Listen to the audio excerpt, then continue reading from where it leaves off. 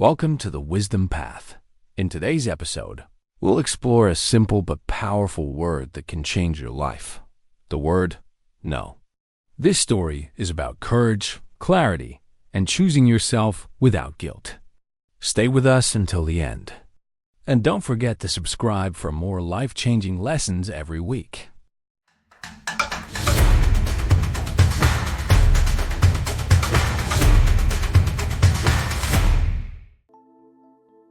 Part 1. The hidden power of no. Step 1. Saying no is saying yes to yourself. Imagine your time and energy as a garden. You only have so much space, water, and sunlight. If you try to plant everything, tomatoes, roses, bananas, pine trees, your garden becomes a chaotic mess. But when you choose only what truly matters, the things that nourish your soul, your garden thrives. That's what saying no does. It clears space in your life to grow what really matters. When you say no to working late again, you're saying yes to rest. When you say no to that weekend invitation, you might be saying yes to time with your child, your book, or your peace of mind. Tony Robbins once said, "The quality of your life is a direct reflection of the quality of the decisions you make." And saying no is one of the most powerful decisions you can ever make. Step 2. Guilt is not a signal of wrongdoing. Let me tell you a story. There was a woman named Laura who always said yes to bake sales, late night calls, extra shifts. One day, her body said no before she did. She got sick from stress. When she finally said no to another late night meeting, she felt guilty, but something magical happened. She woke up the next day feeling lighter, stronger, and strangely respected. You see, guilt is often a leftover feeling from a childhood where we were taught to please others first. But just because guilt shows up doesn't mean you've done anything wrong. It means you're stepping out of an old habit. Try this. Next time guilt appears, pause. Ask yourself, did I harm someone by saying no? If the answer is no, let the guilt pass like a cloud in the sky. Step 3. You don't need a full explanation. Saying no is enough. You don't have to write a novel explaining why you can't attend that event. You don't have to make up stories about being too busy if you just want rest. You can simply say, "No, that doesn't work for me." Or, "I'm not available." It's respectful. It's honest. And most importantly, it's enough. Think about it like locking your door at night. You don't explain to every stranger why you're not opening it. You just close it. That's your right. That's your boundary. Real life reflection. Here's a quick exercise. Think of one thing you've said yes to recently that drained your energy. Now imagine going back and saying no instead. How would your body feel? Your breath? Your mind? That feeling is the space where self-respect grows. Step 4. Kindness without compliance. One of the biggest fears people have is, will they think I'm rude if I say no? Let's bust that myth. Being kind is not about always agreeing. It's about being respectful to others, yes, but also to yourself. Saying no doesn't make you a bad person. It makes you a clear one. You can smile and say no. You can offer empathy and still walk away. As Denzel Washington said, you pray for rain, you gotta deal with the mud too. In other words, standing up for yourself might be uncomfortable, but it leads to something better. The first step in reclaiming your time, energy, and peace is learning to say no. Not with anger, not with excuses, just with quiet strength. In Part 2, we'll explore how practicing no builds your confidence and why others will actually respect you more when you use it. So, take a breath. Think about your next no. And don't forget to subscribe to The Wisdom Path for more powerful lessons coming your way.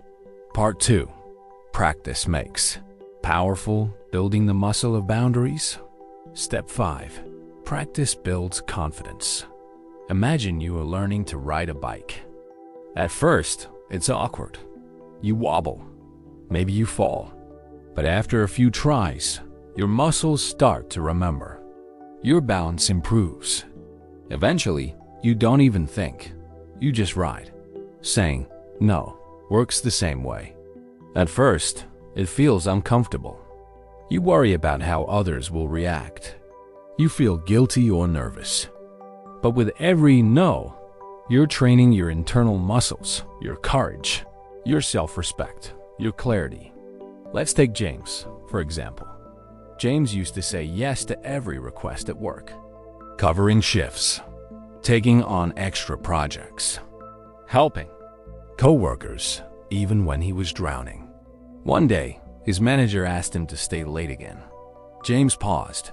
His heart raced. But he said calmly, "I'm not available tonight. I have personal plans." Guess what? The world didn't end. In fact, his manager simply said, "Okay, I'll ask someone else." That moment changed James's life. Not because of what happened, but because of what didn't. No big fight, no rejection, just space. Mini challenge. This week, say no to something small. Even if it's just refusing a second helping of food when you're full. Practice your no.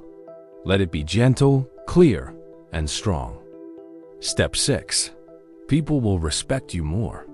Here's something ironic. Many of us say yes too often because we want to be liked. We fear rejection. But the truth is, people respect those who respect themselves. Think about someone you admire. A teacher, a coach, a friend. Do they say yes to everything? Probably not. They have standards. They know their limits. And that's what makes their yes powerful. It means something. When you say no with confidence, you teach others how to treat you. You say, "I value my time. I take care of my energy. I matter." And when people see that, they listen. Let me share a quick story. A woman named Sophia was part of a parent-teacher group. She used to feel pressured to volunteer for every school event. It wore her out. One day, she politely declined helping at a bake sale. She thought she'd be judged. But something surprising happened. Another parent came up to her and said, "Thank you. I've been wanting to say no too, but I was afraid." Sophia's courage gave others permission to do the same. As Brian Tracy once said, "The act of taking responsibility is the source of real power." Saying no is one of the most direct ways to take responsibility for your life. Step 7. Kindness is not compliance. It's time we clear up a big misunderstanding. Kindness does not mean always being available. Being helpful does not mean sacrificing your own needs. And being a good person doesn't mean you should say yes to everything. You can be kind and still say no. You can smile and still protect your energy. You can care and still have boundaries. Think of a lighthouse. It stands strong in storms. It shines for others, but it does not chase ships. It does not dim itself to please the sea. You too can shine without losing yourself. Try this sentence when someone asks something that doesn't work for you. "I really appreciate you thinking of me, but I have to say no this time." You're being kind, but you're also being honest. Step 8. Saying no strengthens relationships. This may sound strange, but your no can actually bring you closer to people. Why? Because honesty creates trust. When you always say yes out of fear or pressure, people can sense it. The relationship starts to feel heavy. But when you set clear, respectful boundaries, people know where they stand. They stop guessing. They stop pushing. They start respecting. Let's go back to the story of James from earlier. After learning to say no at work, something amazing happened. His coworkers stopped dumping work on him. Instead, they asked with more respect. And when James said yes, They knew it was real. Boundaries create safety. Safety creates connection. Imagine two trees in a forest. If they grow too close, they compete for light. But with healthy space, both can grow tall and strong, side by side. That's what boundaries do in relationships. They make room for both people to breathe. Quick recap of part 2. Practice builds the muscle of saying no. The more you say it, the more confident you become. People respect you more when you respect your time and energy. Being kind doesn't mean saying yes to everything. Boundaries lead to stronger, more honest relationships. Your no is not a rejection. It's a declaration. A reminder that your time, energy, and peace matter. Next time someone makes a request, pause. Ask yourself, is this a yes from the heart or a yes from guilt? And remember, every clear no makes your yes even more meaningful. Part 3. The No Toolkit. How to say no in real-life situations. Step 9. Start with self-awareness. Before you respond to any request, take a pause. So often, we say yes before we've even thought about it. We answer on autopilot, out of habit, out of fear, out of guilt. Try this instead. Breathe. Check in with your body. Ask yourself, do I really want to do this? Do I have time? Will I regret this later? If the answer is no, then it's time to speak your truth. Think of it like checking your internal compass. If the needle points to overwhelm, that's your signal to protect your peace. Step 10. Use the No Toolkit. Real phrases for real life. Now let's talk words. Here are simple, respectful ways to say no in different situations. When a friend asks for a favor you can't do, I really wish I could help, but I have too much on my plate right now. When someone pressures you socially, thanks for the invite, but I'm going to pass this time. I need some quiet. When a coworker asks you to take on extra work, I'd love to support, but I'm at capacity. Let's see if there's another way to get this done. When family guilt trips you, I understand this is important to you, but I have to take care of my own needs right now. I hope you understand.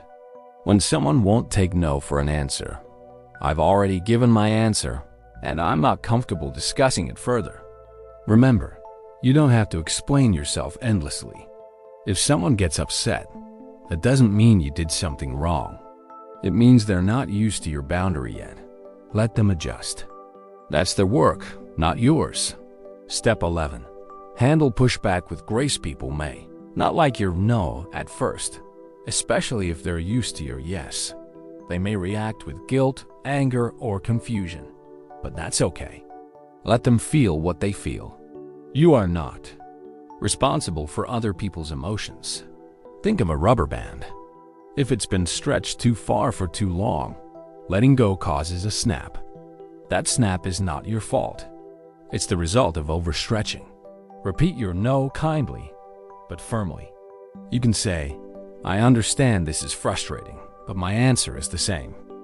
I care about you, and I also need to take care of myself. You are not abandoning others. You are returning to yourself. Step 12. Rewrite the story you've been told. Many of us were raised to believe that no is rude, that we must earn love through sacrifice. But that story is outdated. It's time for a new one. Here's your new truth. You are allowed to rest. You are allowed to disappoint people. You are allowed to protect your peace. Love is not measured by how much you give up. It's measured by how true you are to yourself.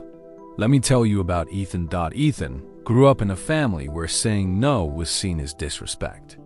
He became a people pleaser. At work, he stayed late. At home, he handled everyone's needs but his own. One day, his daughter asked him, "Why are you always so tired, Dad?" That question broke something open in him. He realized he was teaching her to abandon herself, just like he had been doing. That night, he said no to another late-night project. He said yes to movie night with his daughter. And that small shift? It changed everything. Step 30. End with compassion, not guilt when you say no. Do it from a place of love. Not fear, not anger, just truth. You don't need to fight. You don't need to over-explain. Just trust that your no is enough.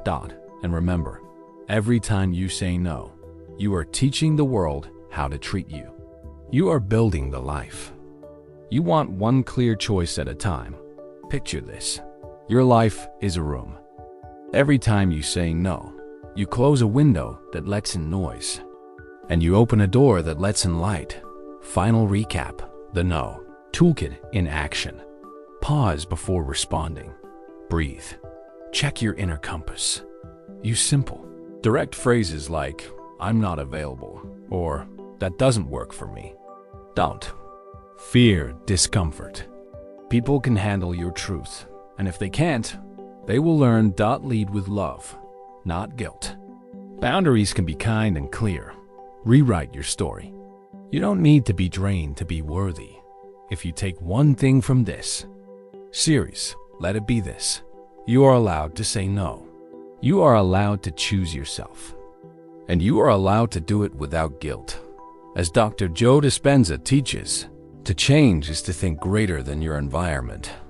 Let your no be the first step toward a greater, freer, more peaceful life. This is the Wisdom Path. We hope this journey helped you find your strength, your voice, and your boundary. Don't forget to subscribe, share, and leave us a comment. What's one thing you'll start saying no to today? You deserve a life that fits your soul, not just your schedule. Thank you for walking this path with us.